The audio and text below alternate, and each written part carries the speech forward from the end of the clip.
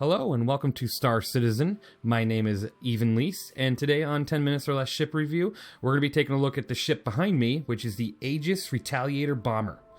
Let's go ahead and get into it.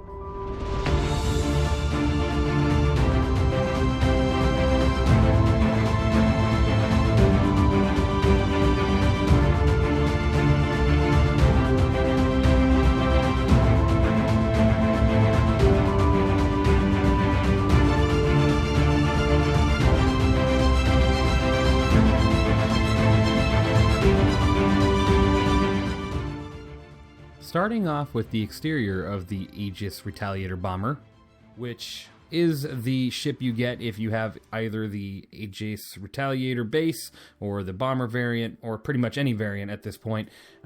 This is the ship that they give you for a loaner, which is amazing because this is a fantastic ship.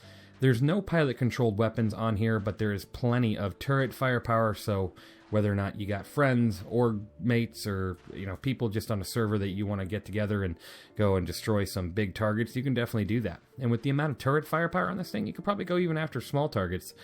You just don't have any maneuverability, so don't count on that. It has 6 size 3 CF-337 Panthers, which is on 3 separate turrets, and then, 2 guns per turret, 3 turrets, and then you have 4 size 2 CF-227 Badgers. Now, I do review these ships stock, so basically everything I'm telling you right now is how you'll get it, as you buy it. You do have 2 size 2 shields on this ship, giving you a total of 18,000 in shield strength, which isn't too terrible given the fact that this ship has the biggest health pool in the game currently, even bigger than the 890 jump. And the 890 jump is massive, but this ship sits at 364,185 HP. That is absolutely insane. I think the 890 jump's somewhere in the 100,000 range, like 130,000 I think. It's crazy. Crazy how much health this thing has. This thing is a tank for space combat. And it has to be for the role it has to fulfill, right? This is a torpedo bomber. This thing is meant to attack massive targets, and so it's meant to take a lot of hits before it gets taken out of the fight. Like I said, you don't have any pilot-controlled guns, but you do have all the torpedoes on this ship that the pilot does control, which is 6 size 9 Argos 9 torpedoes. That's insane. Those things are strong. Now, one of those torpedoes can take out pretty much almost any ship in the game, currently flyable in the game at least. Sometimes you might need 2 depending on the hit, but they are just so strong. It's quite impressive. Now, like I said, you only get 6 of them though, and it costs about 24 to 30,000 credits to replace all 6 torpedoes. So make sure if you're firing at a target, you're going to hit your target. They are not really meant for anything like a small fighter, a medium fighter, or any sort of large fighter. You could hit some large fighters, but the torpedoes are very slow moving and very easy to avoid. So, something to keep in mind. The ship has no real exterior, components or anything. You can just take a look at your ship and you can see kind of where the torpedo bays are. You got one rear here and one forward here. Now, this ship is considered a modularity ship, so what that means is those 2 areas can be swapped out in the future. It can have cargo variant, dropship variant, a living variant, to where you can make this thing basically a massive mobile home, which would be quite wicked, or the one variant you have now, which is the torpedo variant. That's not to say that they haven't thought of more variants out there. If you do just a little bit of, just type in AEGIS Retaliator online, and you'll see they've talked about many other variants, from bounty hunting to med bays to all these other things that could potentially come out for this ship and other modularity ships. It does have 2 access points that go to the ground. You have one here on the right, one here on the left. And then you have, of course, your docking collars, one here on the bottom and one right above it. Let's go ahead and get on the interior of the ship and take a look. Now, this thing does not carry any cargo as the current variant that it is, as it's just a torpedo bomber, and the cargo that you would carry in the cargo variant would be located behind these doors. You can walk out here and, you know, get a nice stroll along the bomb bay, which is pretty cool. Technically, you could still probably use this as a drop ship right now. Just put 20 people in here and get really low to the ground and go really slow and drop them out. Here's 2 of your torpedoes. Pretty cool. These things are huge. Like, that's just impressive. And then from here, this ship actually is surprising to me because it's one of the older ships and it has component access. That's awesome. You have quite a few components there, and then as you go along, you'll see more and more along the walls and stuff throughout the ship. Here is more of the torpedoes. I'm going to go ahead and go through this door here really quick. This is like a little engineering station, so if you were to click on that, you would go into an engineer station. You don't have access through this here. Well, like I said, yeah, shield generators. Cool. We're going to start by going to the back of the ship first, and then we'll make our way to the top of the, or the front of the ship and the top of the ship. Now, I did put on screen earlier the turret views for this ship, so if you want to look at those, you definitely could. More component access. Here is one of the turrets. Goes to the right wing, so pretty cool. This is a very cramped interior, but it's meant to be. It's got some visual glitches right now, too. I've noticed that when you're walking around, that can tend to happen. I don't know what exactly that is. Some really weird glitches, but it doesn't interfere, it doesn't cause any issues, it's just a visual glitch. Here is the back turret that goes to the bottom, and then go through this door here, and this is the other side. Another one of those visual glitches that just pops up out of nowhere. And then this takes you to your other turret on the left wing, going to the top. Moving forward, again, you're just got the torpedoes here. Now, this ship does have a living quarters, so you are able to, you know, live in this ship. First, we'll go to the right here, which is actually kind of interesting how they split this up. Here on the right is your bathroom, including your storage lockers, 1 through 4.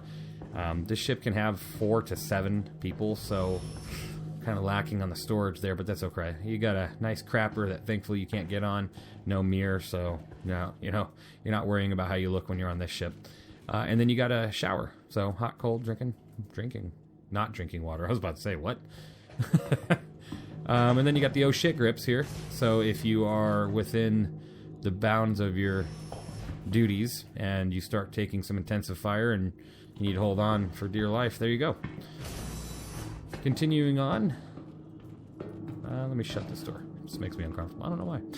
Continuing, you do have obviously a beautiful view of the torpedo area or whatever type of module you'll have there in the future. And let's go through this door. It just instantly wants to throw me on this ladder every time I walk by it. If you go through the door across from where I just came from, this is the captain's quarters. So you do have a singular bed here with like a little cabinet shelf and a little screen and stuff. It's really cute. Great little captain's quarters. At least it has a captain's quarters. Misk doesn't have captain's quarters on his whole seat. Now, right here, you do have the bottom turret on the front and a pilot seat. The only seat, there's no co-pilot seat or anything of the such. You just have a ton of turrets. Now, to get to the habitation deck, this is your access point. And that's why I think it's kind of funny where the bathroom's located. Because, man, when you have to go to the bathroom in the middle of the night, you are on for a journey through this typed space. So, yeah. Here is the top turret that you can get into straight through the living quarters. And then you have the world's tightest beds, which do not look comfortable at all. I think this is just a coffin. I'm going to be honest with you. This is just like a submarine, a World War II submarine. You just got beds that are coffins in your torpedo ship, especially these two. Look at this. Could you imagine? I couldn't imagine laying down there. Wow. Talk about a space to be laying. At least you got some windows. Not like some ships in this game that don't have any windows on their ships, like Crusader. There's no windows at all. So you do have a great living quarters. You got a little armory for weapons and stuff. Like if I was to do this, I could place my guns here, which is great. Quick access if you need to get up, grab a gun, and go. Like I said, this ladder is just, it's inconvenient. In the rush of everything, you got to go down this ladder and get the stuff, which is fine, but one at a time. You know, you just got to do what you got to do, I guess. That's the entire interior of the ship. It seems like it would be bigger, but honestly, it's huge. It's got a great interior. It's very cramped, and I'm sure they're going to update it here and there, especially when modularity comes about, because I'm sure they're going to have to change the way that some of the ship operates for that. It's going to be quite interesting to see how that goes. I'm going to go ahead and get in the pilot seat and give you my rating on this ship. Now, I'm going to give you some kind of pros and cons to this ship, in my opinion. Honestly, it's not really a con not having pilot-controlled weapons. It's got pilot-controlled death missiles. You know, this ship is amazing when it comes to that, too. To killing big targets and killing them fast, this is the ship you want to be in. And the amount of turret firepower you have is just phenomenal. So, no real drawbacks there. Maneuverability and speed, of course, is going to be terrible because of the size of this ship, so that might be your only drawback, really. It's got tremendous firepower. It's not meant to have stealth. It's not meant to, you know, be at the exact front of the line. I feel like this is a sniper of a ship. You can engage a target from 15 kilometers away with your torpedoes. It's not really advisable, just because the fact that your torpedoes move slower than a snail, so even the biggest ship in the game could avoid those torpedoes, honestly, at that distance. But it is still amazing. And if you have even one escort with you on a mission to go after a pretty big target, you are not going to have any issues getting out of there after dropping your payload. So honestly, this ship, even with the maneuverability, no cargo, it has a great living quarters, the biggest, fattest health pool in the game, and only 1 out of 2 bombers in the air that has this size of torpedo. This ship is a 10 out of 10. Now, it does need some updates, you know, to the interior. It's gold standard pass, among other things, but it's still a 10 out of 10. It's fantastic, and it has a great future ahead of it. I can't wait to see other ships like this, and I hope they bring out more bombers to compete in this range, as I think quite a few ships in this game do need some competition. And I, you know, in one of my other videos, Journey Across the Desert, I said that we don't need any more combat or bomber type vehicles, and you know, that's still kind of true, and I will stick by that, but I'm always open for more variety.